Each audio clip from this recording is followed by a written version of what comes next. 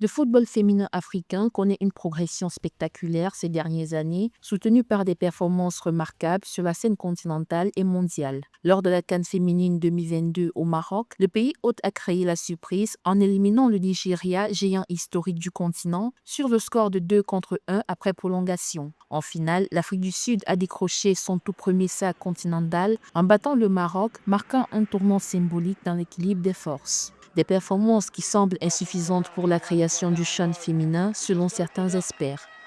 C'est un peu trop tôt par rapport à ce qui se passe au Sénégal. On n'a que 11 clubs qui forment le championnat. Il y a des pays qui en ont moins, comme le Mali. Mais d'un autre côté, il y a des pays qui ont plus travaillé, qui ont également plus de moyens, comme l'Afrique du Sud, qui ont 14 clubs. Il y a beaucoup de difficultés dans les clubs de foot féminin. Notamment, il n'y a pas les moyens qui suivent sur le plan logistique.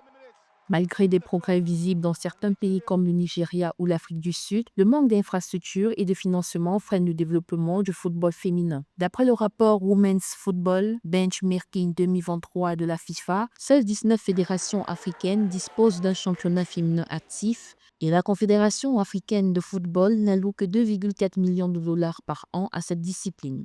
Il y a encore beaucoup de chemin à parcourir en termes de médiatisation, en termes de popularité, au-delà des quelques pays concernés par la compétition. Donc pour moi, il faudrait d'abord renforcer l'assise de la CAN féminine et de la Ligue des champions féminine qui a amené du progrès au niveau des clubs en Afrique, ça c'est vrai, avec une compétition bien encadrée, avec une compétition beaucoup plus lisible.